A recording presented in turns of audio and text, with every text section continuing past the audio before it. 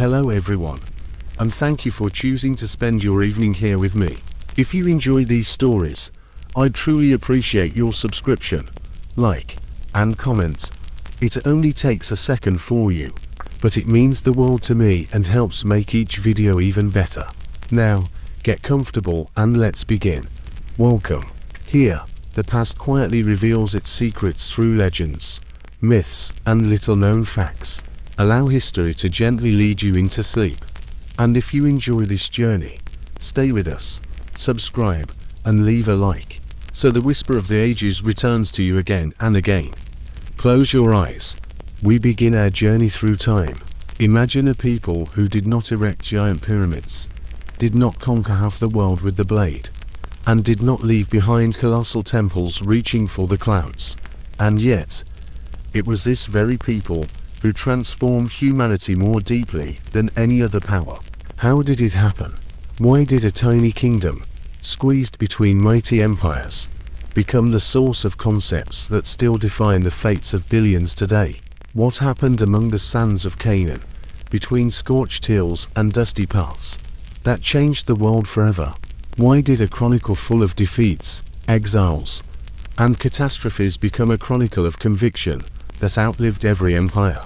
Let us step into this world slowly, step by step, like a traveler wandering along an ancient road where every stone holds something vital.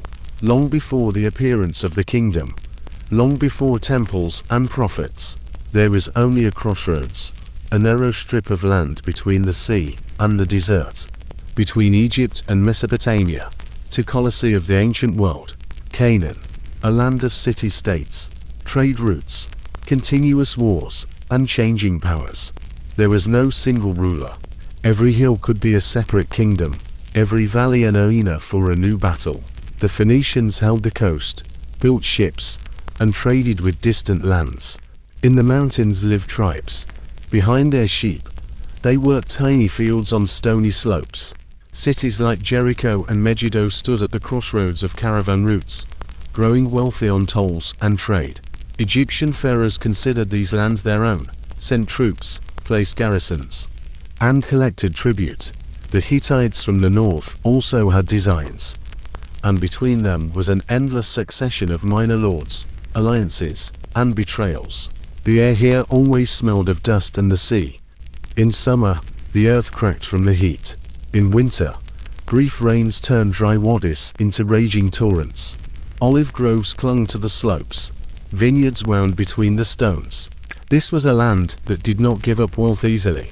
Every drop of water was counted, every harvest the result of labor and prayer.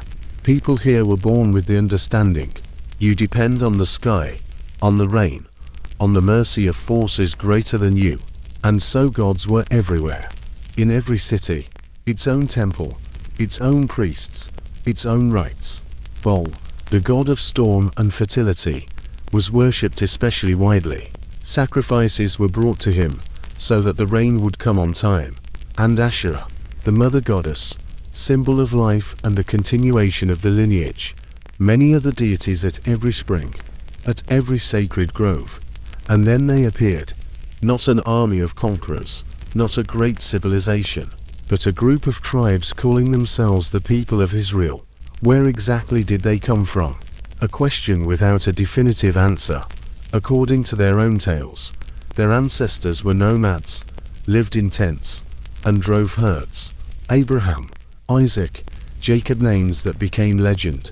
The story begins somewhere in Mesopotamia, in the city of Ur, from where the patriarch Abraham heard a call to leave everything, to go to an unknown land that God would show him. One God, not a pantheon, not a multitude of natural forces, but a single, invisible, almighty one. This was an idea that seemed strange at the time, almost insane. The world was used to a plurality of deities, to every nation having its own patrons, every place its own spirits. But Abraham believed and left. He came to Canaan, and here, according to tradition, a covenant was made, a contract between God and man. God promised land and descendants countless as the stars, in return for loyalty, obedience, and a special way of life. But the land was not empty. Canaan did not wait for the newcomers with open arms. Nations lived here with their own cities, their own culture, their own armies. And so the history of Israel from the very beginning is a history of conflict and survival. At first, the patriarchs lived as strangers, made agreements with local kings, dug wells, and sought pasture. Jacob, the grandson of Abraham, received a new name, Israel, meaning wrestling with God. His 12 sons became the progenitors of the 12 tribes. And then catastrophe, famine. The clan went to Egypt, where there was bread, where the Nile fed millions. At first, they were received well, but over time the pharaohs saw them as a threat. They became too many, multiplied too quickly, and oppression began. Slavery, hard labor on construction sites, under the scorching sun, under the whips of taskmasters. How many generations passed in Egyptian captivity? Traditions speak of 400 years. 400 years, a span in which a people could forget its roots, dissolve among others. But they did not forget. The memory of the covenant with God, of the promised land, was passed from father to son in whispers, in songs at secret meetings. And then a man appeared who changed everything. Moses, an infant saved from death, raised in an Egyptian palace but not forgetting who he was, killed an Egyptian while defending a kinsman, fled to the desert and became a shepherd. And there, at Mount Sinai, at a burning but unconsumed bush, he heard a voice, the voice of God, who gave his name as Yahweh, he who is, and commanded him to return to Egypt and lead the people to freedom. It sounds like a fairy tale, but for those who lived this history, it was a reality that defined everything. Moses returned. Clashes with the Pharaoh began. 10 plagues, strikes against everything Egypt held sacred. The Nile turning into blood, frogs filling houses, darkness in the middle of the day, and finally, the death of the firstborn. After this, the Pharaoh gave in and let them go. And the most famous chapter of ancient history began. The Exodus. A huge mass of people, men, women, children, the elderly, livestock, wagons. All of this moved through the desert. The Egyptian army came to its senses and gave chase. And then, according to tradition, a miracle happened at the sea. The waters parted. The Israelites walked across the bottom. And when the Egyptian chariots rushed in after them, the sea closed, swallowing the pursuers. Then the desert, 40 years of wandering. Why so long? Why not go the direct way? Perhaps because a people raised in slavery was not ready for freedom. Time was needed to raise a new generation born free. Time was needed to create a single people with a single law from scattered tribes. And here, at the foot of Sinai, an event occurred that became the foundation of everything. Moses went up the mountain, the people waited below, and God gave the law. The 10 Commandments. Simple, clear rules that define the life of the people. Do not kill, do not steal, do not lie. Honor your parents. 1 day a week is holy for rest and reflection. And most importantly, one God. No idols, no images. This was monotheism in its pure form. And it was revolutionary. But the law was broader than the 10 Commandments. There were rules about justice, about protecting the weak, about how to wage war, how to resolve disputes, how to build society. There were rules about sacrifices, about priests, about the sanctuary. There was the idea that God dwells among the people, not in a distant temple, but here, in a portable sanctuary, the tabernacle, which was carried through the desert. The golden ark, which kept the tablets of the law, became the symbol of God's presence. Tents were pitched around it, forming a camp. This was a people living by a law given from above. But people are imperfect. Even while Moses was on the mountain, the people below began to doubt. They fashioned a golden calf and began to worship it, as they had done in Egypt. Moses came down, saw this, and smashed the tablets in anger. They had to start over. There were riots, complaints, nostalgia for Egypt. There we had bread, onions, fish. And what is here? Manna from heaven every day, water from a rock. But the unknown lies ahead. Moses prayed, argued with God, begged him not to exterminate the people for disobedience, and God showed mercy again and again, for the covenant was made forever. Finally, the 40 years ended. The old generation passed away. Moses climbed the mountain, looked down upon the promised land from the height, but did not enter it himself. He died there, on the threshold. The people were led by Joshua, the disciple of Moses, a warrior and leader. The conquest of Canaan began. But it was no easy walk. The cities were fortified, the armies well armed. Legendary Jericho fell first. Its walls, according to tradition, collapsed from the sound of trumpets and the shouts of the people who circled the city for 7 days in a row. Archaeology does not confirm this story in detail, but the fact remains. The Israelites began to establish themselves in Canaan, seize territories, and displace or subject the local population. It was a brutal era, a war for survival for every piece of land. Cities were burned to the ground, populations were exterminated or turned into slavery. But parallel to the violence, another process was underway: assimilation. The Israelites adopted the technologies of the Canaanites, learned to build stone houses, work iron, and grow new crops, and, dangerously for monotheism, they began to worship local gods. Baal seemed a logical god for a farmer, and Asher for a family expecting children. The law of Moses forbade this categorically, but the temptation was great, and a long, centuries-old conflict began between loyalty to the covenant and the temptations of the surrounding world. The first centuries in Canaan were the era of judges. There was no single king, no capital. The 12 tribes lived separately, each in its own territory. Sometimes they united against a common enemy: the Philistines from the coast, the Moabites from the east, the Midianites from the desert. In such moments, a leader appeared, a judge, not a lawyer, but a military commander, charismatic, whom God was believed to choose to save the people. Gideon, who defeated the Midianites with a small band. Samson, the strong man, who fought the Philistines with bare hands and a donkey's jawbone until he was betrayed by the woman he loved. Deborah, a prophetess who directed the battle. These were vivid figures, but their power was temporary. They defeated the enemy and returned to their affairs. The people sank back into habitual life, forgot the covenant, began to serve foreign gods. A cycle followed: turning from God, trouble, repentance, deliverance, again and again. But the world was changing. The Philistines grew stronger. They possessed the secret of iron, had better weapons, better organization. They threatened the very existence of Israel, and the people began to demand a king. Give us a king like all other nations.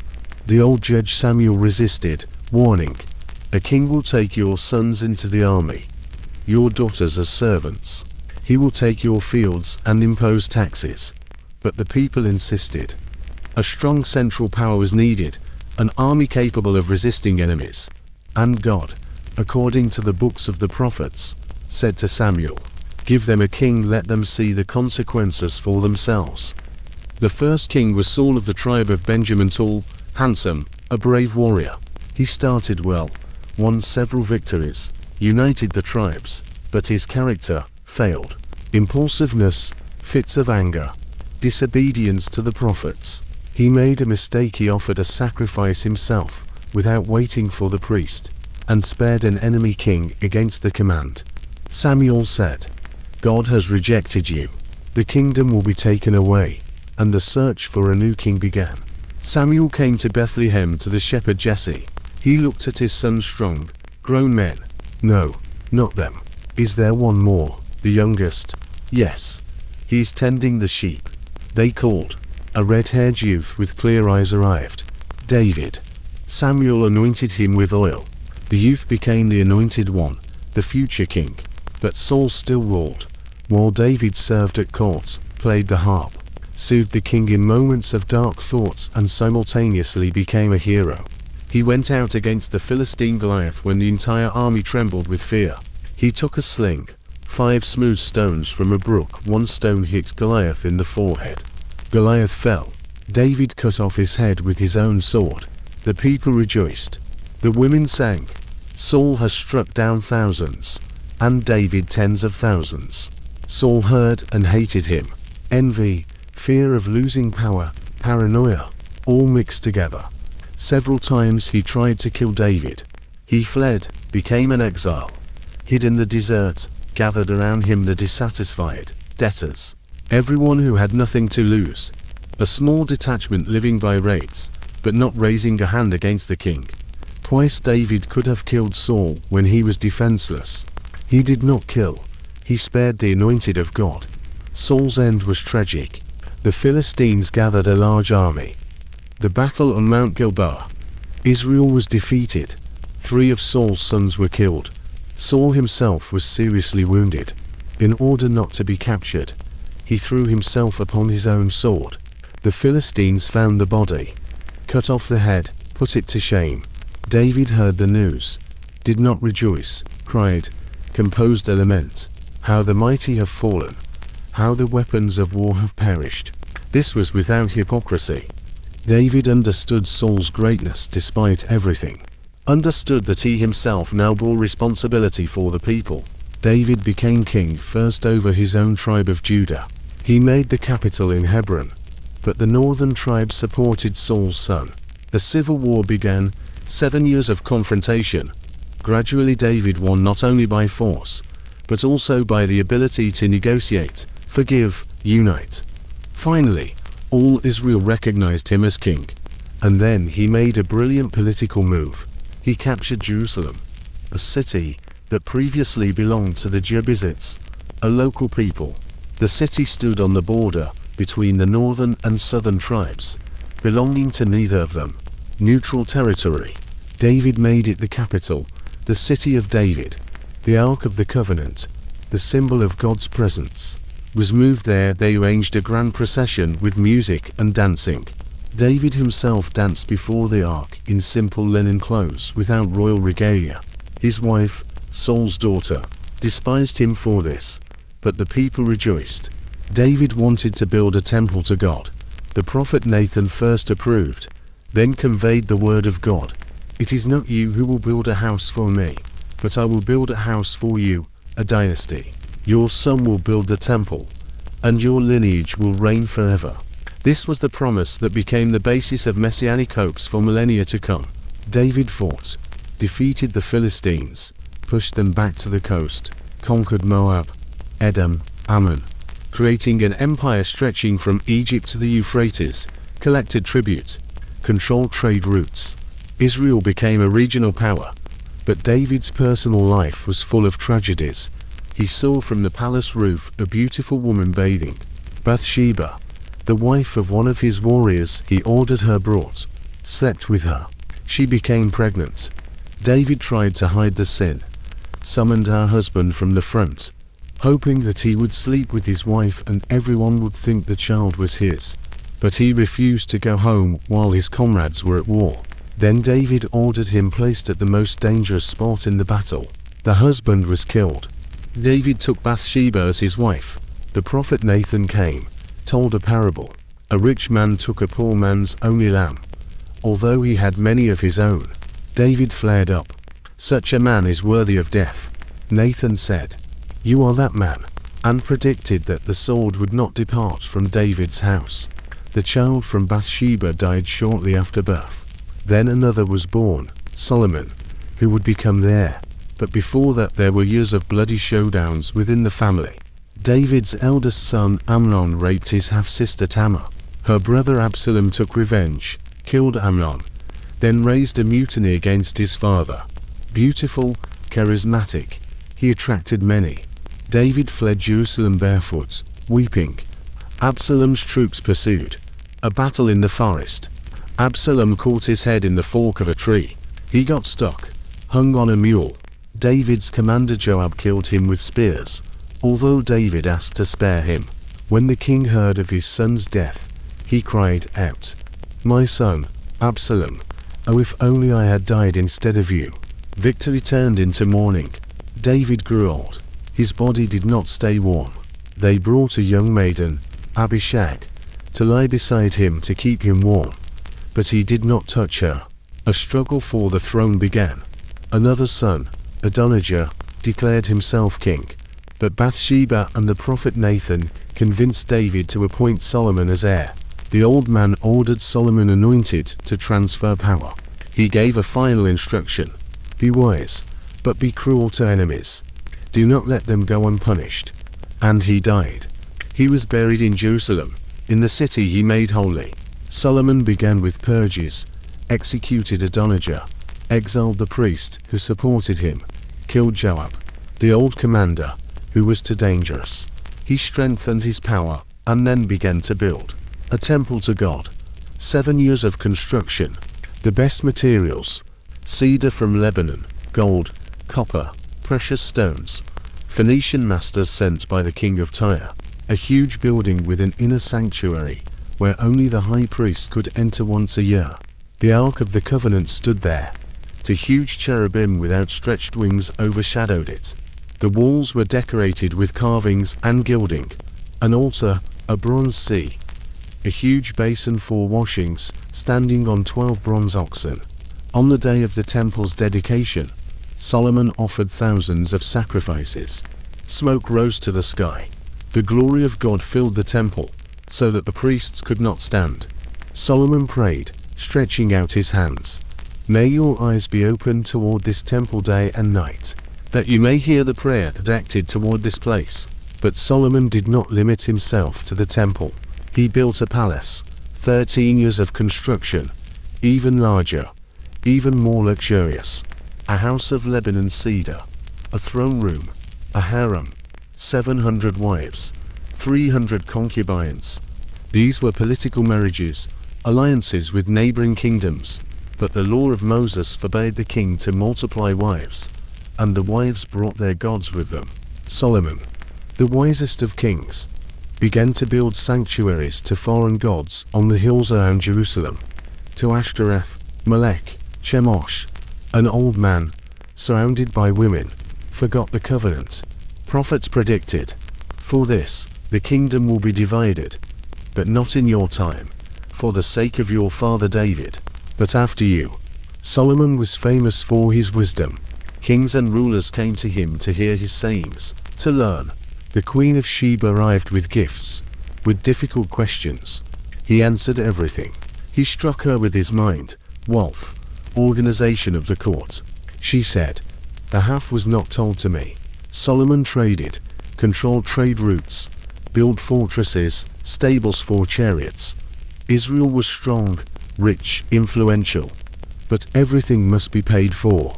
Taxes grew. The people grumbled. The northern tribes especially felt they were being exploited for the glory of Jerusalem and Judah. Solomon introduced forced labor, drove thousands to construction sites. It was like the Egyptian slavery, from which the ancestors once fled. Contradiction mounted. When Solomon died, his son Rehoboam ascended the throne. The northern tribes came, asked to lighten the burden. Rehoboam consulted with the elders. They said, be kind to them, they will serve you forever. He consulted with young friends. They said, show strength, let them know who is boss. Rehoboam listened to the young, answered the people. My father punished you with whips, but I will punish you with scorpions. My little finger is thicker than my father's loins. This was a catastrophic mistake. The northern tribes rebelled, proclaimed Jeroboam as king, a man who had already raised a mutiny against Solomon and fled to Egypt. The kingdom split. 10 tribes in the north, Israel, with its capital first in Shechem, then in Samaria. 2 tribes in the south, Judah, with its capital in Jerusalem. The united monarchy of David and Solomon existed for less than a century. From this moment, history becomes more complicated. 2 kingdoms, often feuding, sometimes allying, forever different. Israel in the north was larger, richer, stronger, but it had no temple. Jeroboam, fearing the people would go to Jerusalem for worship and return to the Davidic dynasty, made 2 golden calf statues, placed them in Bethel and Dan, saying, behold your gods, O Israel, who brought you up out of Egypt. This was a direct violation of the second commandment. Prophets condemned it. but the king did not listen. Since then, every king of Israel walked in the way of Jeroboam. Dynasties changed often through murders, coups. A rare king died a natural death. In the south, in Judah, the Davidic dynasty held on. King after king, father, son, grandson. Not always righteous, often sinful, but the line was not broken. The temple stood in Jerusalem. The priesthood functioned. But even here faithfulness to God was inconsistent. Kings either destroyed pagan sanctuaries or restored them. The people wavered. Prophets cried out, denounced, predicted troubles. Elijah in the north challenged the priests of Baal. On the mountain, he built an altar before all the people, laid a sacrifice. The priests of Baal cried out, cut themselves with knives, prayed from morning to evening. Fire did not descend. Elijah mocked, perhaps your God is asleep. Then he poured water on his altar 3 times, so that water flowed into the trench. He prayed.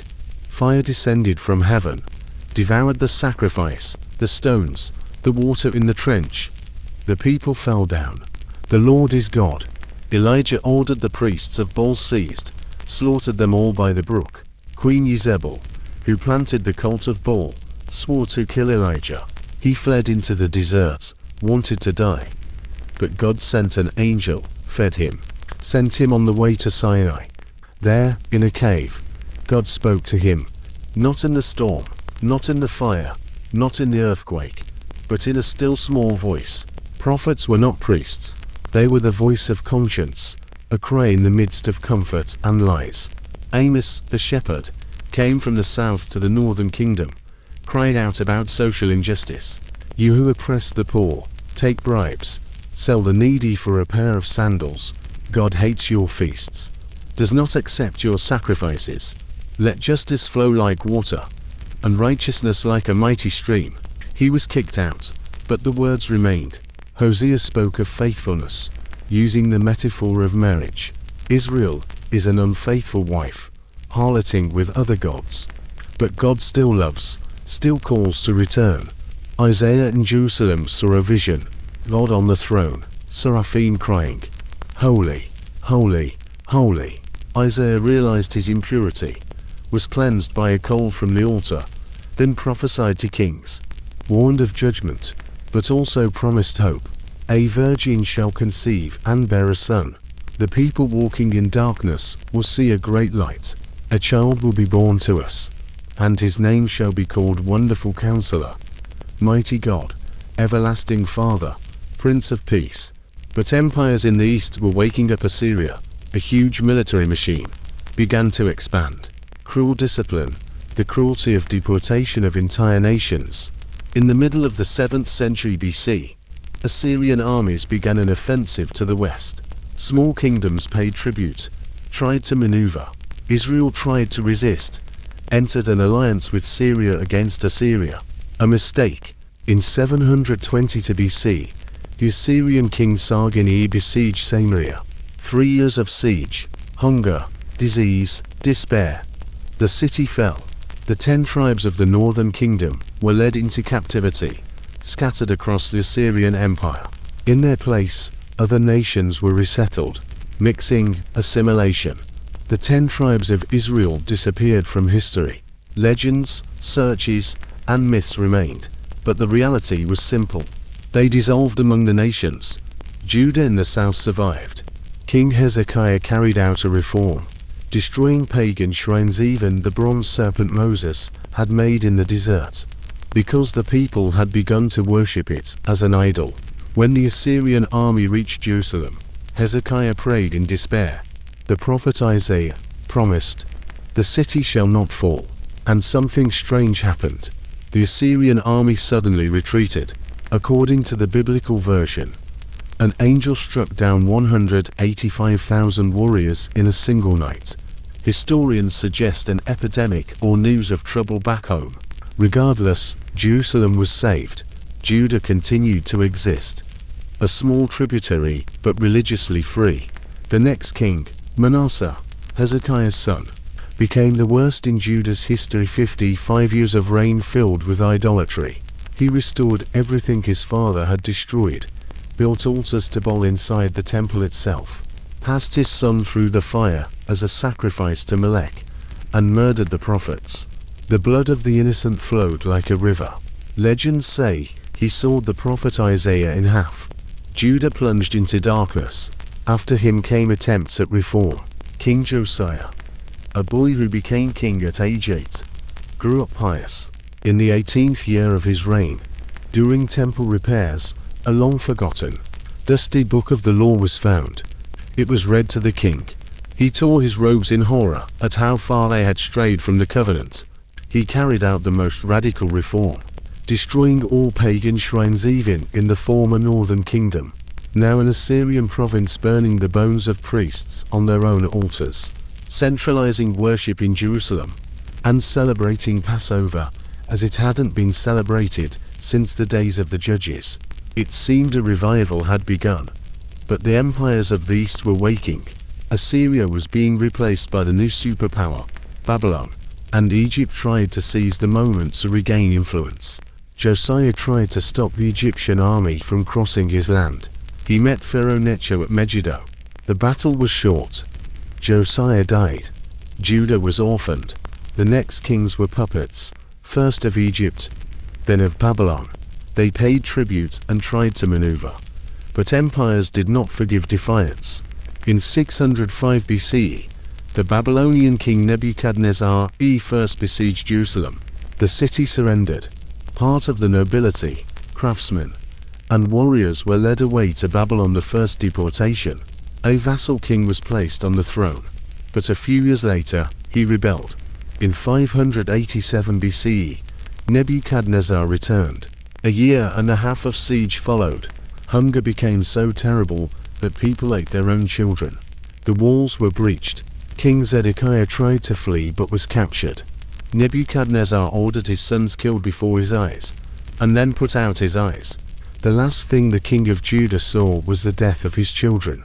The temple was destroyed, the walls of Jerusalem leveled, the treasures carried away, and the Ark of the Covenant vanished. No one knows what became of it. Did the priests hide it? Did the Babylonians destroy it? Was it taken away? It remains a mystery to this day. The people were led into captivity. They sat by the rivers of Babylon and wept, remembering Zion. They hung their harps on the willows. How shall we sing the Lord's song in a strange land? If I forget thee, O Jerusalem, let my right hand forget her cunning. This was the end of the kingdom, the end of the temple, the end of independence. Everything God had promised the land, the dynasty, the present seemed to have collapsed. Why? The prophets explained. For sins, for idolatry, for social injustice, and for forgetting the covenant. God had been patient, warning through the prophets. But finally, judgment came. The destruction was a punishment, but not the end of the relationship. It was a cleansing. In Babylon, among the exiles, something new began. Without a temple, without sacrifices, without land, what remained? The law, the scripture, and memory. Communities gathered on Saturdays to read the scrolls, pray, and remember. Synagogues, not temples, but houses of assembly, arose here in exile. Scribes began to collect, edit, and record ancient texts. The stories of the patriarchs, the Exodus, the law of Moses, the history of the kings. The words of the prophet Saul were brought together to become scripture. The book became the foundation of identity. A Jew was not someone who lived in Judah, but someone who kept the covenant, observed the law, and remembered God. One could be a Jew anywhere, in any exile. This was a revolution. The prophet Ezekiel was among the exiles and saw strange visions. 4 living creatures with the faces of a man, a lion, an ox, and an eagle, wheels within wheels full of eyes, the throne of God glowing like fire, and the glory of the Lord leaving the temple before its destruction. But Ezekiel also prophesied hope. He saw a vision of dry bones in a valley. God asked, "Can these bones live?" Ezekiel answered, "Thou knowest, O Lord." God commanded him to prophesy, and the bones began to join, grow flesh, and breathe spirit until a vast army stood up. I will open your graves and bring you into the land of Israel. It was a promise of the nation's resurrection. 2nd Isaiah. A prophet living in Babylon, whose words were added to the book of Isaiah, spoke even more clearly. Comfort ye, my people. The voice of him that crieth in the wilderness, prepare ye the way of the Lord. He spoke of the servant of the Lord, who would suffer for the people, bearing the sins of many. He was wounded for our transgressions, bruised for our iniquities, and with his stripes we are healed. These words would become a prophecy of Christ for Christians, but for the exiles in Babylon, they were a comfort and a mystery. 50 years passed, and Babylon fell. The Persian Empire, the new superpower, conquered Mesopotamia. King Cyrus the Great was a different kind of ruler. He did not deport peoples or destroy temples. He allowed the conquered to live by their own laws and worship their own gods, as long as they paid tribute and did not rebel. In 538 BCE, Cyrus issued a decree. The Jews could return to their land and rebuild the temple.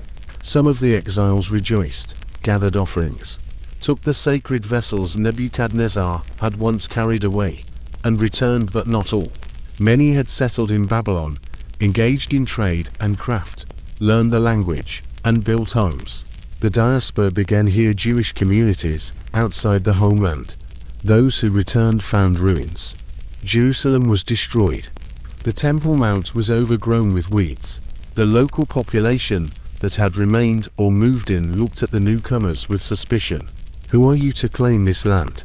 Conflicts began, but the exiles persisted and laid the foundation for the new temple. The old men who remembered the first temple wept. This one was poorer and smaller. The young rejoiced that there was anything at all. Work went slowly, with interruptions. Enemies wrote reports to the Persian king claiming the Jews were rebelling. The prophets Haggai and Zechariah encouraged the people to continue. Finally, in 516 BCE, 20 years after the return, the second temple was dedicated, modest but standing. Sacrifices resumed, festivals were celebrated, but problems remained. The people were poor, the walls of Jerusalem lay in ruins, and the covenant was blurring as priests married foreign women. Then appeared two men who changed the situation. Nehemiah, a cupbearer at the Persian court, heard of the distress in Jerusalem. He fasted, prayed, and asked the king for permission to rebuild the city. He received authority, guards, and resources. He arrived, inspected the ruins by night, and called the people to build. They worked day and night, building with one hand and holding a weapon with the other. In 52 days, the walls were restored, a miracle of organization and faith. Ezra, a priest and scribe, brought a copy of the law from Babylon. He gathered the people and read from dawn until noon. The people wept, realizing how far they had strayed. Ezra explained and interpreted. Reforms began. The dissolution of foreign marriages, harsh and painful, but necessary in the eyes of the reformers to preserve identity. They committed to keeping the Sabbath and paying the temple tax. Second Temple Judaism began to take shape as a religion of law, text, and community. The priesthood became the center of power, with the high priest as the main figure. Centuries passed, and the Persian Empire fell to Alexander the Great. The Greeks brought a new culture, Hellenism, with its language, philosophy, and gymnasiums. Judah found itself at a crossroads. Part of the people embraced Hellenism, spoke Greek, and translated the scriptures, thus the Septuagint appeared. Another part resisted, seeing Hellenism as a threat to faith. In the early 2nd century BCE, Antiochus IV Epiphanes came to power. A fanatical Hellenist, he banned circumcision and the Sabbath, desecrated the temple by sacrificing a pig on the altar, and placed a statue of Zeus in the sanctuary. This was a direct strike at the heart of the faith. In the small town of Monotheism, a priest named Monotheism refused to offer a pagan sacrifice. He killed a royal official, raised a rebellion, and fled to the mountains with his sons. Guerrilla war began. The sons of Monotheism, especially Judas, nicknamed Maccabeus the Hammer, became legendary warriors. In 3 years, Judas entered Jerusalem, cleansed the temple, and rededicated it. This event is still celebrated today as Hanukkah, the festival of light. The war continued. Judas died in battle, but his brothers eventually achieved independence. The Hasmonean dynasty ruled Judah for nearly a century. Territory expanded, and neighbors were converted, but power corrupted. The Hasmoneans became secular rulers, leading wars and intriguing against their own kin. Religious purity blurred, and the people grew disillusioned. Groups and sects appeared. The Pharisees, zealots of the law and teachers, the Sadducees, the conservative temple aristocracy, who denied the resurrection, and the Essenes, ascetics living in desert communities who likely left the Dead Sea Scrolls found in the 20th century. In 63 BCE, Rome arrived. Pompey besieged Jerusalem, took the Temple Mount, and entered the Holy of Holies. He emerged astonished. There was nothing there, no statue, no idol, just an empty room. He did not understand, but he did not plunder the temple. Judah became a Roman protectorate, and eventually, a province. The Hasmoneans continued to rule, but under Roman control. The dynasty faded in strife. In 37 BCE, the Roman Senate appointed Herod, an Idumean by origin, as king. Formerly a Jew, but a stranger in the eyes of the people. He was cruel, paranoid, killing wives, sons, and anyone he suspected of conspiracy. But he was also a great builder. He rebuilt the temple, making it grand, the third in count, though nominally the second. Huge stone blocks, golden gates, courtyards for Gentiles, for women, for Israelites, for priests. The sanctuary shone with white marble and gold. They said, "He who has not seen Herod's temple has not seen a beautiful building." But beauty did not bring peace. Taxes were heavy. Roman soldiers held garrisons. Pagans ruled the Holy Land. The people waited for deliverance. Messianic expectations grew. Prophecies were reread about a king from the line of David, who would free the people, restore the kingdom, and bring peace. Pretenders appeared, declaring themselves messiahs. Romans crucified them by the dozens. In the early first centuries, another teacher appeared from Galilee. His name was Yeshua, in Greek, Jesus. He preached about the kingdom of God, healed the sick, gathered disciples. He taught not like the scribes, but with authority, simply in parables. Love your enemies, forgive, my kingdom is not of this world. He was crucified by the Romans on the charge that he called himself the King of the Jews. His disciples claimed that he rose again. They began to preach his teaching first among the Jews, then among the pagans. Christianity was born, which would grow into a world religion. At that moment, it was one of many currents within Judaism, and Judea seethed. Zealots, a radical group, called for war with Rome. In 66, an uprising began. The Roman governor fled from Jerusalem. The rebels captured fortresses, including Masada, and minted coins. Freedom of Zion. But Rome did not forgive revolts. Emperor Vespasian sent legions. His son Titus besieged Jerusalem. The siege lasted months. Hunger was terrible. Inside the city, different factions feuded. In 70s, the walls were breached. Legionnaires burst in and burned the temple. The gold in the decorations melted, flowing into the cracks between stones. Soldiers dismantled the walls to get to the gold. The words attributed to Jesus were fulfilled. There shall not be left here one stone upon another. The temple was destroyed. Hundreds of thousands were killed or sold into slavery. On the Arch of Titus in Rome, a scene is still depicted. Roman soldiers carry the temple menorah, the seven-branched lampstand, a symbol of victory over Judea. But the people were not destroyed. Bar Kokhba, the leader of a new uprising in 132 to 135s, was proclaimed Messiah by Rabbi Akiva 3 years of independence. But Rome suppressed this uprising. Jerusalem was destroyed finally, plowed over. In its place, the Roman city Aea Capitolina was founded. Jews were forbidden to enter there under pain of death. The province was renamed Syria Palestina to erase the very name Judea. The diaspora became the main place of the people's life. rabbis, teachers of the law, replaced the priests. Synagogues replaced the temple. The Talmud, a vast body of interpretations of the law, began to be created. The people survived without land, without a temple, without a state, because there was faith. There was the book. There was the covenant. 2,000 years of exile, persecution, crusades, pogroms, the Inquisition, the Holocaust. The Jews survived everything because they remembered. They remembered the story of the patriarchs, the Exodus, Sinai, David, the prophets. They remembered that God made a covenant forever. They remembered the promise, I will not cast them away, neither will I abhor them, to destroy them utterly and to break my covenant with them. For I am the Lord their God. And in the 20th century, after the catastrophe of the Holocaust, the Jews returned. The State of Israel was proclaimed in 1948. Why is this story so important? Because it shows that greatness is not in the size of an army, nor in wealth, nor in territory. Greatness is in loyalty to ideals, in the ability to pass values through generations, in the power of word and memory. Ancient Israel was weak politically, but strong spiritually, and this spiritual strength proved tougher than iron chariots, stronger than stone walls, more durable than empires. Faith, kings, and exile. 3 words, 3 themes running through the whole story.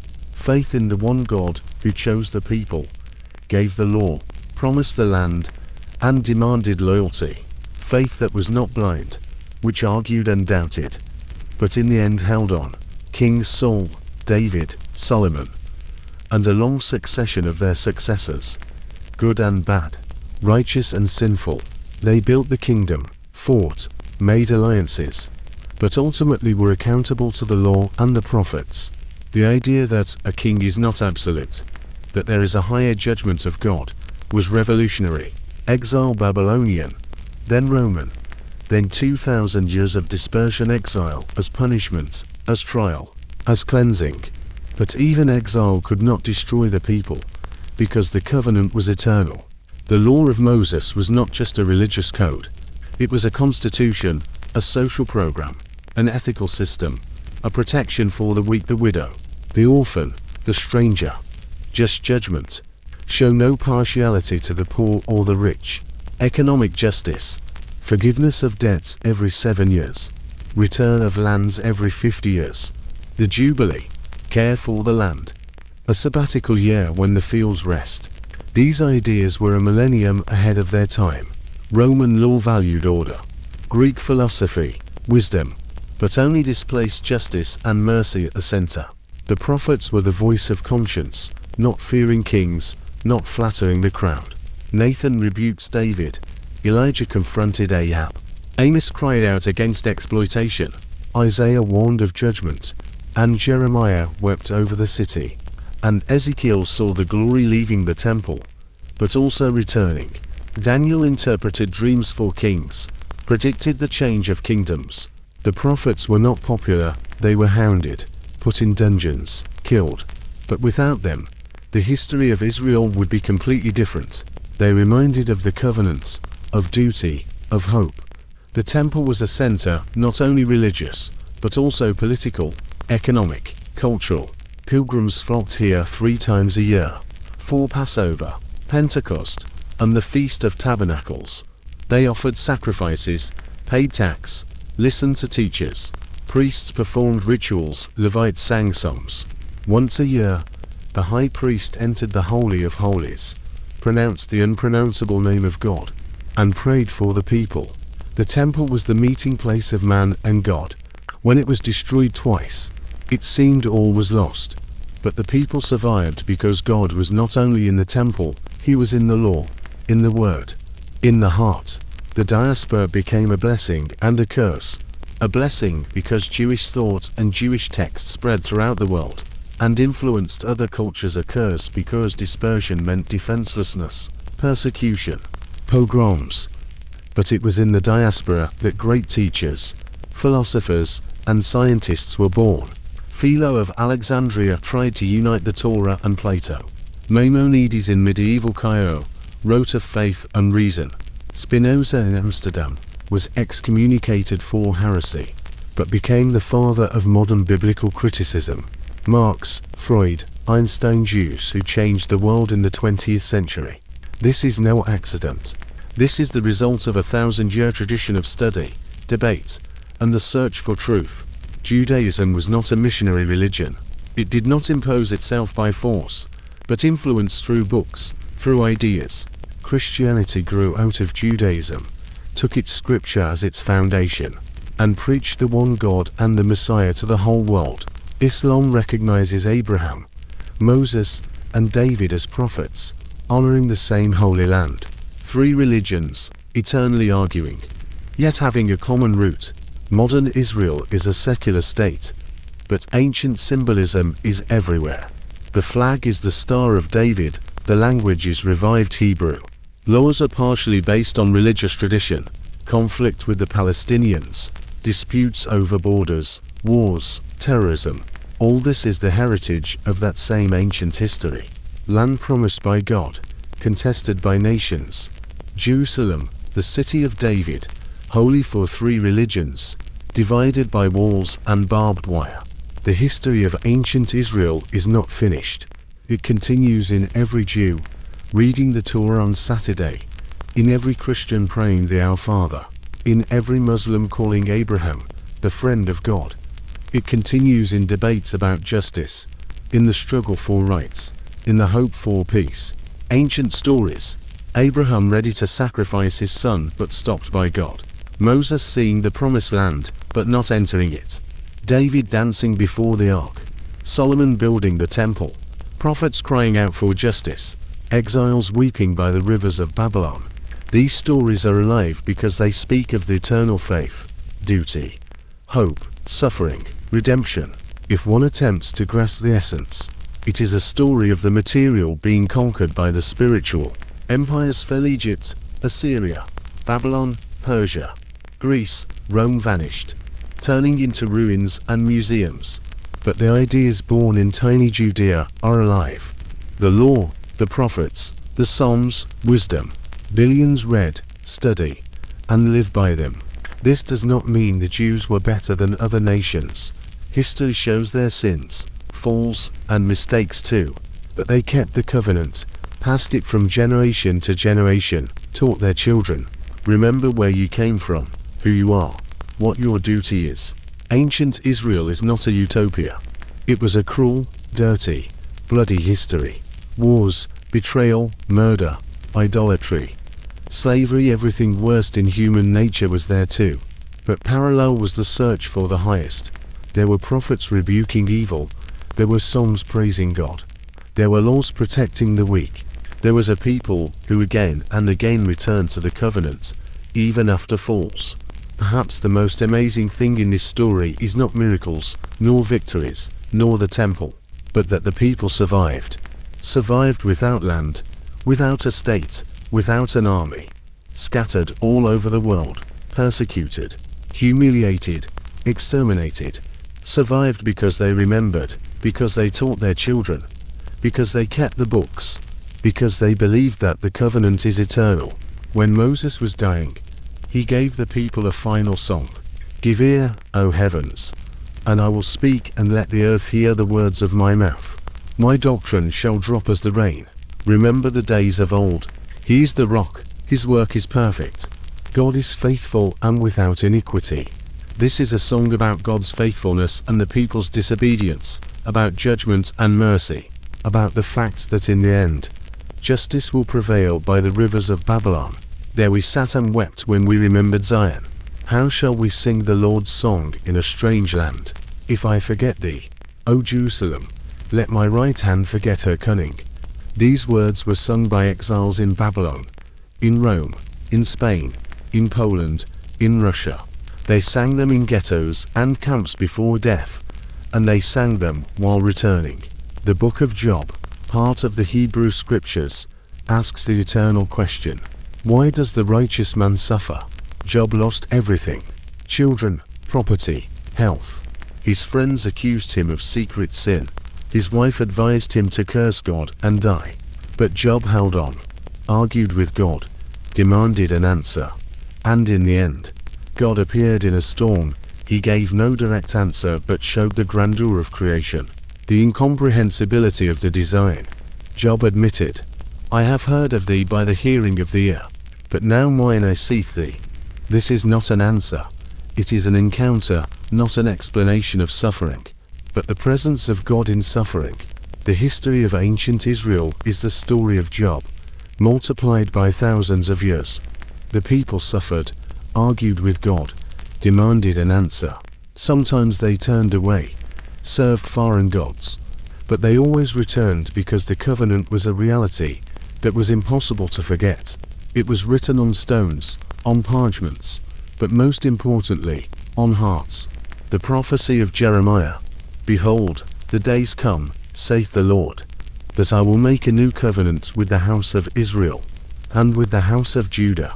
I will put my law in their inward parts, and write it in their hearts, and will be their God, and they shall be my people. This prophecy became the basis for the Christian idea of the New Testament through Christ. But for Judaism, too, the idea of an internal law written on the heart, and not just on stone, became vital. Rabbinic Judaism, formed after the destruction of the temple, placed emphasis on study, on debate, on interpretation. The Talmud is not a monologue, it is a dialogue. There is no single correct answer there. There are many opinions, disputes, scores. It is a living tradition, where each generation adds its voice. It is an intellectual and spiritual freedom, based on respect for the text and the past. The mystical tradition of Kabbalah sought hidden meanings in scripture, seeing in letters, numbers, and words the keys to the secrets of the universe. It tried to understand the nature of God, creation, evil, and redemption. It was a complex, often esoteric system, but it answered a deep-seated need to understand why the world is as it is and how to fix it.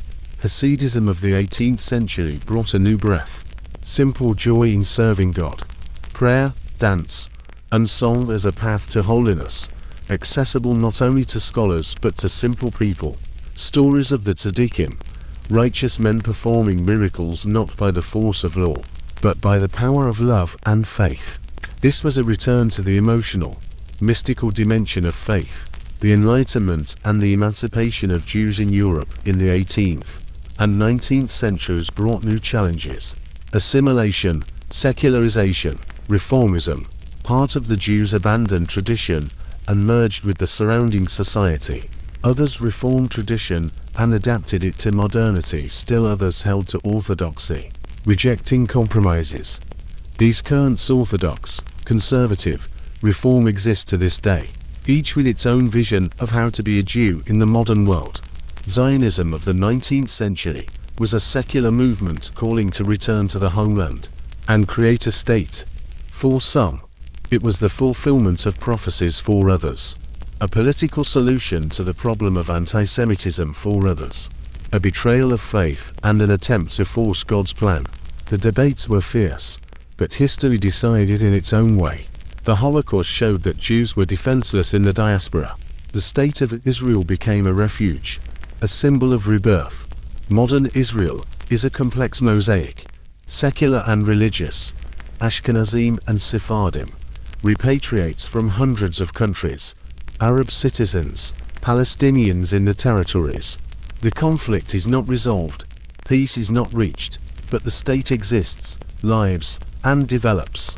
Technology, science, art, an army that protects a democracy, albeit an imperfect one. Whether this is a miracle or a coincidence depends on the point of view. But the fact remains, the people returned. Ancient Israel began with the call to Abraham to go out from his land, from his kindred, to the land that God would show. This was an act of faith, a leap into the unknown. Thousands of years later, his descendants made this leap again. Emerging from exile, they returned to the land. The circle has closed, or is this a new turn of the spiral? Faith, kings, and exile. Faith that began with Abraham, took shape through Moses, was passed through the prophets, and preserved through the rabbis. Faith in one God, in a moral law, in being chosen not as superiority, but as responsibility, kings who ruled, fought, built, and sinned, but were not absolute. Above them stood the law and the prophets. Exile, which was punishment, trial, and cleansing, but which did not destroy the people, but tempered them. The history of ancient Israel is not a fairy tale with a happy ending. It is a tragedy with glimpses of hope. It is a real story of real people with their weaknesses, fears, and sins, but also with their faith, courage, and persistence. It is a story showing that ideas are stronger than swords, that the dead is tougher than stone, and that a people can live without land as long as they keep their soul. When night falls, when stars light up over the desert, one can imagine Abraham sitting at his tent, looking at the sky, hearing the promises. Look at the sky and count the stars, so shall thy descendants be. One can imagine Moses on Sinai, shrouded in a cloud, receiving the law. One can imagine David, the boy with the sling, standing before the giant Solomon, praying in the temple, Jeremiah weeping over the city, the exiles weeping by the rivers of Babylon. All of them are part of a single story, lasting millennia. And this story is not finished.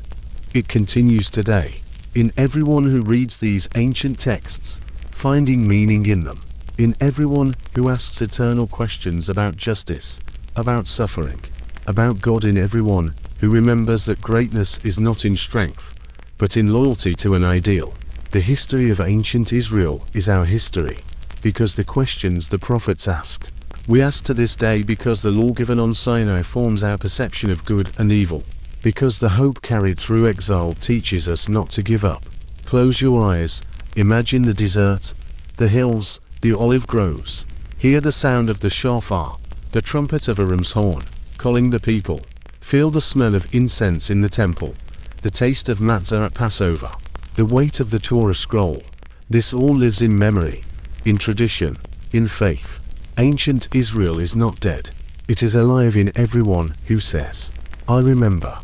Alive in everyone who passes the story to children. Alive in everyone who believes that the covenant is eternal. Let this story be with you. Let it remind you that even the smallest nations can change the world, that faith is stronger than fear, that memory defeats oblivion, that exile is not the end, but a path to return. Good night.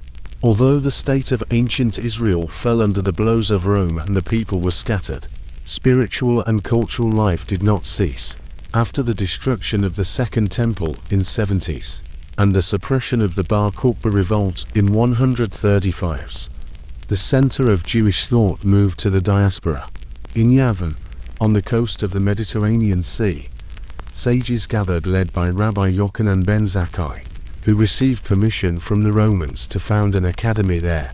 This place became a new spiritual center where the systematization of the oral law began, later formalized into the Mishnah around 200s under the editorship of Rabbi Judah the Prince. Rabbis replaced priests, synagogues replaced the temple, and the study of the Torah and observance of commandments became the basis of the people's survival in exile. In subsequent centuries, Jewish communities settled throughout the Roman, and then the Byzantine Empire, in Mesopotamia, Babylonia, Persia, North Africa, and even reached Europe. In Babylonia, outside the direct power of Rome and Byzantium, the largest academies of Sura and Pumbedita were established. Here, in conditions of relative autonomy, intensive work was conducted on commenting on the Mishnah. The result was the Babylonian Talmud, a monumental collection of discussions, legal statutes, parables, and historical traditions completed by the 5th-6th centuries. It became the main guide for religious, legal, and daily life of Jews in the diaspora for millennia to come. Parallelly in Palestine, the Roman province of Syria Palestina, the Jerusalem or Palestinian Talmud was created, reflecting the traditions of local sages. However, it was the Babylonian Talmud that acquired unquestionable authority. The period of the Geonim, the heads of the Babylonian academies, became a time of Babylonian spiritual leadership for the entire Jewish world. The Geonim answered questions responses coming from communities from Spain to India, strengthening a unified legal and religious space. Meanwhile, Two main cultural branches of Jewry were taking shape in Europe: the Ashkenazi in Germany, northern France, and later in Eastern Europe, and the Sephardic in Spain, Portugal, North Africa, and the Middle East. In Muslim Spain Al-Andalus in the 10th-12th centuries, a golden age of Sephardic Jewry arrived. Under relatively tolerant rulers, Jews actively participated in economic, intellectual, and cultural life. Great poets like Solomon ibn Gabirol and Judah Halevi, philosophers, linguists, and statesmen labored here. The peak of philosophical thought was the work of Moses ben Maimon, Maimonides 1138–1204, Mishneh Torah, grand codification of Jewish law, and the philosophical treatise Guide for the Perplexed, which attempted to harmonize religious revelation with Aristotelian philosophy. His ideas exerted a colossal influence not only on Judaism, but also on Christian scholasticism and Islamic thought. However, the fate of Jews in Christian Europe was full of tragic contrasts. On one hand, they often performed important economic functions: trade, finance, medicine. They enjoyed the protection of kings and sovereign princes as servants of the treasury, servi camere. On the other, they became objects of religious intolerance, blood libels, and brutal pogroms, especially during the Crusades starting from the end of the 11th century, when crowds of crusaders, heading for the Holy Land, often began their journey by exterminating infidels in their home cities. Religious fanaticism, social envy, and economic contradictions erupted in waves of violence. Church councils issued discriminatory laws. Jews were forbidden to hold public office or own land.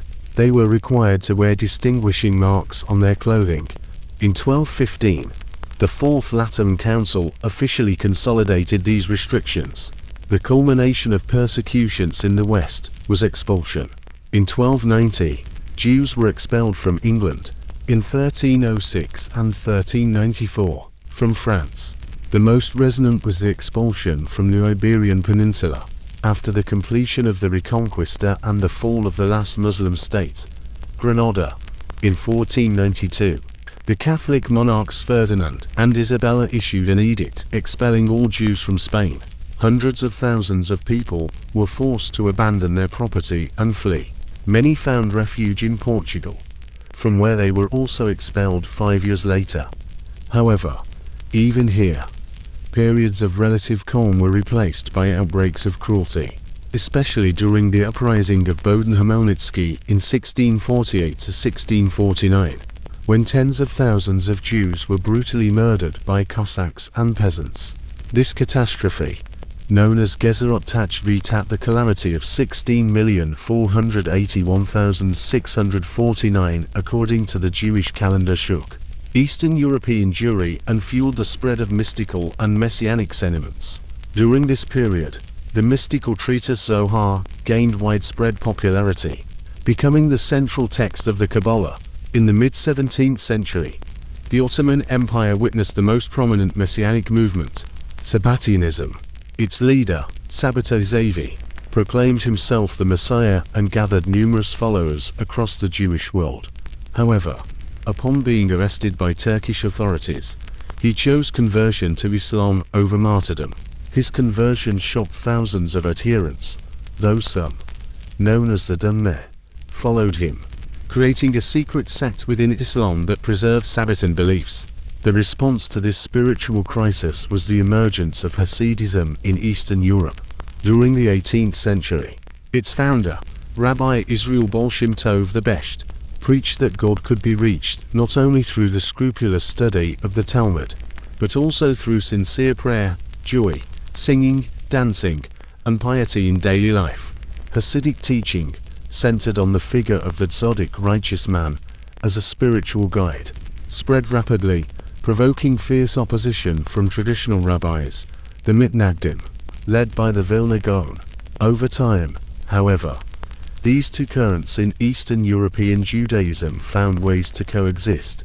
The Age of Enlightenment in the 18th and 19th centuries brought new hopes and challenges to the Jews of Western and Central Europe. Under the influence of ideas regarding equality, freedom, and reason, The movement for emancipation, the granting of full civil rights to Jews, was born. Early steps included the Edict of Tolerance by Holy Roman Emperor Joseph I in 1782, and the granting of equality to the Jews of France in 1791, following the French Revolution. However, emancipation often demanded the abandonment of national cultural autonomy in favor of assimilation and state loyalty. This led to internal divisions. Reform Judaism emerged, seeking to adapt religious practice to modernity. Conservative Judaism sought a balance between tradition and change, and Orthodox Judaism rejected any compromise with the modern world. Simultaneously, an interest in national history, the Hebrew language, and culture grew among secular Jewish intellectuals, forming the Haskalah movement, the Jewish Enlightenment. However, hopes for conflict-free integration collapsed amidst the rise of nationalism and racial antisemitism. In 19th century Europe, the Dreyfus Affair in France, 1890s, and the pogroms in the Russian Empire, especially after the assassination of Alexander I in 1881, demonstrated that old prejudices remained resilient. The response was a new ideology, political Zionism, formulated by Theodor Herzl in his 1896 book, The Jewish State. He concluded that the solution to the Jewish question lay not in assimilation, but in creating an independent national home. In 1897, the First Zionist Congress in Basel launched the worldwide Zionist movement. Practical work began. Purchasing land in Palestine, then under Ottoman rule, establishing agricultural settlements, kibbutzim and moshavim, and reviving Hebrew as a spoken language through the efforts of Eliezer ben Yehuda.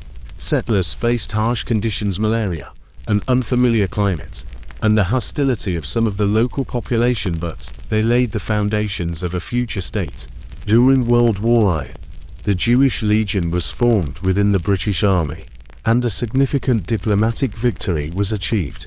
The Balfour Declaration of 1917. After the war, Palestine became a British mandate. The rise of the Third Reich in 1933 led to the systematic stripping of Jewish rights through the Nuremberg Laws 1935, and culminated in the Holocaust Shoah during World War I, which claimed the lives of 6 million Jews, about one-third of the entire Jewish people. This catastrophe fundamentally changed international attitudes towards Zionism. On November 29, 1947, the UN General Assembly adopted Resolution 181 to partition Palestine into two states, Jewish and Arab. The Jewish leadership, headed by David Ben-Gurion, accepted the plan. On May 14, 1948, the State of Israel was proclaimed. The early years were dedicated to absorbing a massive influx of repatriates, Holocaust survivors, from Europe, and a massive aliyah from Arab countries, Yemen, Iraq, Morocco, Libya, etc. The 1967 Six-Day War became a fateful trial. In response to a blockade and troop concentrations, Israel launched a preemptive strike, defeating the armies of Egypt, Syria, and Jordan. Israel occupied the Sinai Peninsula, the Gaza Strip, the West Bank, East Jerusalem, and the Golan Heights. However, the occupation of territories with a multi-million Palestinian population created complex political and moral dilemmas. The Yom Kippur War of 1973 later shook society's sense of invulnerability, leading to the 1979 peace treaty with Egypt, the first with an Arab state. The 1990s saw a wave of repatriation from the Soviet Union and the Oslo Accords, which raised hopes for a solution to the Palestinian problem.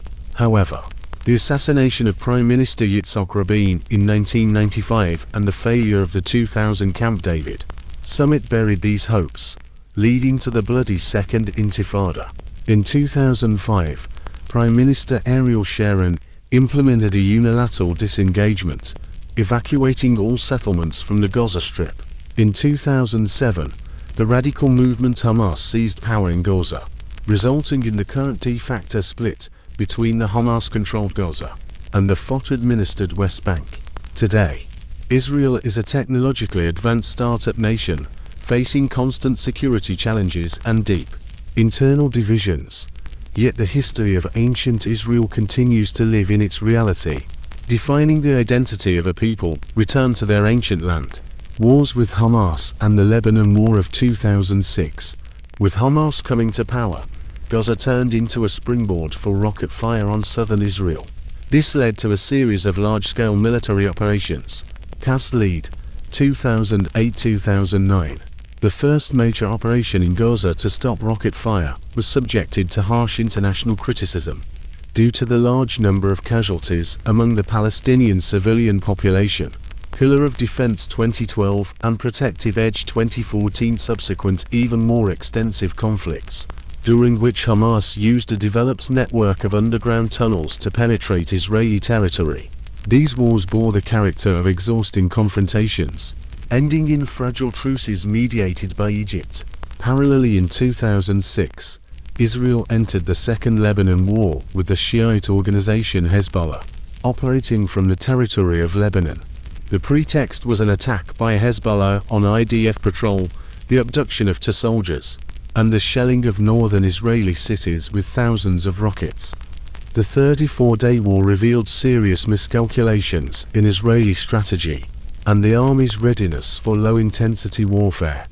Despite inflicting heavy damage on Hezbollah's infrastructure in Lebanon, Israel failed to achieve its stated goals: to crush the organization and return the prisoners. The war ended with Security Council Resolution 1701.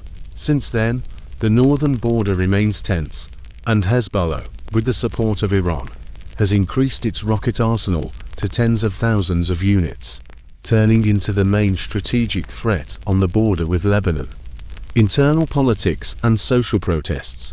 The internal political life of Israel was distinguished by instability, frequent early elections, complex coalition governments, and judicial processes against high-ranking officials, including Prime Minister Ehud Olmert, convicted of corruption, became the norm. Against this backdrop in 2011, mass social protests erupted, beginning with a tent city on Rothschild Boulevard in Tel Aviv. Hundreds of thousands of people took to the streets with demands for social justice, lower housing costs, price regulation on products, and improvement of the healthcare and education systems. The protests exposed deep inequality in society, the growing gap between rich and poor, and the difficult situation of the middle class. Although concrete political results were limited, the protests permanently changed the public agenda, shifting the focus from exclusively security issues to socio-economic problems, diplomatic shifts, and the normalization of relations with the Arab world. The foreign policy isolation associated with the Palestinian issue began to soften in the 2010s. The common concern of the regional Sunni monarchies of Saudi Arabia and the UAE regarding the growing influence of Iran and Islamist movements created the ground for secret, and then open, cooperation with Israel. The culmination of this trend was the Abraham Accords of 2020, initiated by the administration of Donald Trump. The UAE, Bahrain, Sudan, and Morocco established diplomatic relations with Israel, opening a new era in relations with the Arab world. This was a breakthrough based on pragmatism and shared strategic interests against Iran, economic and technological cooperation, rather than on resolving the Palestinian issue. Although the Palestinian leadership condemned these steps as a betrayal, the normalization process continued under the administration of Joe Biden. Right-wing tilt and constitutional crisis. The political landscape of Israel shifted to the right. The figure of Benjamin Netanyahu, who led the government in 1996 to 1999, 2009 to 2021, and again from the end of 2022, became dominant. His policy was characterized by a hard line toward the Palestinians, support for the settlement movement in the West Bank, a bet on an alliance with conservative forces in the USA, Republicans, and attempts to counter Iran's nuclear program. In 2018, the nation-state law was passed, enshrining Israel as the state of the Jewish people, where Hebrew is the only official language, and the development of Jewish settlement is declared a national value. The law caused sharp criticism from Arab citizens of Israel, who make up about 21% of the population. and liberal circles who saw in it an infringement on the democratic principles of equality. In 2023, Netanyahu's coalition government, the most right-wing and religious in Israel's history, initiated a large-scale judicial reform aimed at sharply limiting the powers of the Supreme Court and increasing political control over the appointment of judges. This caused unprecedented nationwide protests in scale and duration, uniting the secular middle class, business, academic circles, ITF reservists, and part of the high-tech sector. Protesters saw the reform as a threat to the democratic foundations of the state, the system of checks and balances, and the independence of the judiciary. The country found itself on the brink of a deep constitutional and social crisis, which was temporarily suspended but not resolved after the start of military operations in Gaza. In October 2023, the 2023 war with Hamas, Iron Swords. On October 7, 2023, on the day of the Jewish holiday, Simchat Torah and Shabbat, the radical movement Hamas undertook an unprecedented attack on Israel in scale and cruelty. Thousands of militants breached the high-tech border fence, invaded border kibbutzim and towns, killing and kidnapping civilians and military personnel. About 1,200 people died, mostly civilians. More than 240 people were taken hostage, including children, women, and the elderly. Modern Israel. Challenges and contradictions. Today Israel is a country of paradoxes and sharp contradictions. On the one hand, it is a world leader in high technology, silicon, modern innovation in cybersecurity, agriculture, and medicine. It is a country with a high standard of living, a developed democratic system, and a powerful combat-ready army. On the other hand, the country faces fundamental dilemmas: security versus democracy. The constant threat of terrorism and war justifies tough security measures, but calls into question the observance of human rights and civil liberties, especially in the occupied territories. Jewish state versus democratic state. How to combine the national character of the state, expressed in the law of return and support for the diaspora, with the provision of full equality for non-Jewish minorities, primarily Arab citizens. Secular versus religious. The conflict between the secular majority and the growing ultra-Orthodox Hasidim minority over the role of religion in the state, military service, civil marriage, and Sabbath laws. Zionist project versus post-Zionist reality. Does the ideology of ingathering exiles and settling the land remain a national task, or has Israel already become a normal state concerned with problems of economy, ecology, and social equality? Relations with the diaspora. The growing gap between liberal Jewish societies abroad, especially in the US, and the policies of Israeli governments regarding Palestinians, religion, and the state causes concern for the unity of the Jewish people. The history of Israel continues to be written. It is the story of a people who managed, against all odds, to revive a state on ancient land, but have not yet found a final answer to questions about their borders, identity, and place in the region. It is a story in which ancient biblical prophecies, the traumas of the Holocaust and exiles, the realities of modern geopolitics, and technological breakthroughs are woven into a single tense and dynamic narrative. The echo of the prophet's words about justice and mercy sounds today on the streets of Tel Aviv and Jerusalem, and the fate of this small but incredibly significant patch of land continues to move and divide the entire world. The future of Israel, like its past, will be determined not only by the force of arms, but also by the wisdom of its leaders, the moral choices of society, and the unquenchable hope for peace that the people have carried through a millennium of exile. We are coming to the end of our long journey along the roads of history. But is it the end? For a people whose history is measured not in years but in covenants, every completion is merely a starting point for a new beginning. Let's stop for a minute. Let us step back from the noise of today's headlines, from political battles, from the roar of war and disputes.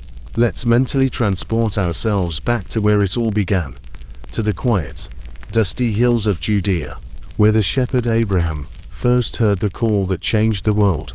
Between that call and today's hum of the metropolis of Tel Aviv, between the tablets carved in the stone of Sinai and the smartphone screens in Silicon Valley, lies an unimaginable chasm of time, and yet a thin but unbreakable thread connects these worlds. Here is what truly amazes: the continuity of memory. When an Israeli schoolchild today reads in a textbook about King David, they read about their symbolic ancestor whose star adorns the flag over the school. When an soldier stands on guard at the Wailing Wall, he touches stones that remember Herod, but also the tears of exiles who for 2,000 years dreamed of this moment, the Passover Seder, at which they say, "This year here, next year in rebuilt Jerusalem," has ceased to be only a metaphor. It has become a reality for millions, but remains a dream for others who still sit at the same table in the diaspora. History here is not locked in museums. It breathes in the streets, sounds in disputes, lives in the rhythm of holidays that celebrate the change of seasons on this land. But this living connection with the past is not only a blessing, but also a heavy burden. Every stone here is a witness to the glory of the first temple, and the horror of its destruction, a witness to the hopes of those who returned from the Babylonian captivity, and the despair of those led away in Roman chains. Memory of the heights of the spirit coexists with the memory of the sins that, in the words of the prophets, led to the fall. This land has absorbed too much blood and too many prayers. It does not allow one to forget either the heights of the spirit or the depths of the fall. Therefore, Israeli identity is a constant, sometimes painful dialogue between biblical promises and the harsh reality of politics, between messianic aspiration and the pragmatism of survival, between being chosen and the responsibility about which the prophets cry out. The state of Israel, which is just over 70 years old, is forced to carry the weight of a history that is 3,000 years old. It tries to be simultaneously a modern Western democracy, a national home for an ancient people, a secular state, and a guardian of the shrines of three religions. The descendant of Holocaust survivors from Poland, the repatriate from an Ethiopian village whose ancestors remained faithful to Zion. In complete ignorance of Zionism, the native of a luxurious skyscraper in Moscow or New York, the 10th generation Sabra raised in a kibbutz, the religious yeshiva student, the Arab doctor in a Haifa hospital, the secular programmer from Herzliya. This society is not a melting pot, but a variegated, noisy, often conflicting mosaic. They are united by citizenship and Hebrew, often with a strong accent, and for the most part, military service, that great social leveler. But they are divided by almost everything else: their attitude toward religion, the Palestinian conflict, David's portion, the future of borders, and the meaning of the state itself. Deep cracks run through this society. Secular versus religious for the former. The state is a home where one can live a modern, free life. For the latter, it is an instrument of divine providence, the first step toward final redemption. Gula. Disputes over whether the Sabbath should be a day of rest for all or a personal choice. Can a woman pray at the Wailing Wall? Should the ultra-Orthodox serve in the army and study secular sciences? These are not just domestic quarrels. This is a battle for the very soul and character of the nation. Jews versus Arab citizens. They make up more than 20% of the population. They speak Hebrew, vote in the Knesset, and treat Jews in hospitals. But many feel like second-class citizens in a state that defines itself as Jewish. Their national memory is linked to the Nakba, the catastrophe of 1948. They are torn between loyalty to the state and solidarity with Palestinians on the other side of the wall. Can they truly become part of this Jewish and democratic project? This question is one of the most painful internal wounds. The state of Tel Aviv versus the state of Judea and Samaria. Bustling, cosmopolitan, secular Tel Aviv on the coast and the ideologized, religious nationalist settlements deep in the hills of the West Bank are often two different worlds, two different mentalities, two different visions of the future. The first thinks about the quality of life, the second about biblical destiny and guarding the land. the unresolved question, and what lies beyond the borders. The Palestinian question is not resolved. It has turned into a chronic, debilitating disease. One side sees occupation, settlements, and humiliation, the other sees a millennial connection to the land, the threat of terror, and historical injustice where their right to exist is questioned. To traumas, to truths, pressing against each other. The Oslo process has reached an impasse. To states seem an increasingly ghostly prospect. One state with equal rights for all is a nightmare for most Israelis, for it means the end of the Jewish character of the state, and so they live in a state of suspension, between a temporary truce and the next flash of violence, between hope and deep distrust, and each new round of conflict, like the war of 2023, not only takes lives but buries under the rubble the fragile bridges that peacemakers on both sides built for years. The technological paradox against this backdrop is brilliant technological and economic success. The startup nation, a world leader in cybersecurity, agrotechnology, and medicine. This is a country that turned a lack of resources into an engine of innovation. This success gives a sense of confidence, pride, and connection to the global world, but it also deepens the gap between those built into this knowledge economy and those left on the sidelines, between the cosmopolitan elite and patriarchal communities. Can high-tech become a new, unifying national idea, replacing the classic Zionism of settling the land? For now, the answer is unclear. The fork in the road. So where is this ancient new people heading? It stands at a fork in the road. One road leads to deepening isolation and confrontation, strengthening control over all the land between the Mediterranean Sea and the Jordan, refusing compromises, living in a besieged fortress relying only on its own strength, and alliance with the most conservative forces in the world. This is a path where democratic institutions may weaken under the pretext of security, and the rift with the diaspora and most of the international community will widen. The other road is difficult and thorny. It is the path of complex reconciliation with the Palestinians through painful but necessary concessions to create a real, viable neighbor through the search for a new social contract within society, between secular and religious Jews and Arabs with their own history, through recognizing not only one's own truth, but also someone else's pain. It is a path requiring titanic courage and leadership, which right now seems nowhere to be seen. But the history of this people has shown more than once that the seemingly impossible is possible. From slavery to freedom, from the dust of exile to the rebirth of a state, from the language of prayer to the language of streets and universities. Perhaps the most important lesson of this long history is that survival is not the ultimate goal. Many peoples have survived, but Israel, in its greatest moments, has always asked, for what purpose? The prophets did not bless the people for simply surviving. They demanded they be a light unto the nations, building a society of justice, mercy, and the sanctity of life. This ideal, this internal moral compass, was the spiritual core that prevented the people from dissolving through centuries of exile. Today, possessing strength it did not have for 2,000 years, Israel again stands before this eternal choice. In memory of the past and in the dream of the future, the people of Israel, who passed through the sands of Canaan, the waters of the Red Sea, the furnaces of the Holocaust, and wars for independence, continue their journey. Where it will lead, no one knows. But one thing can be said for sure.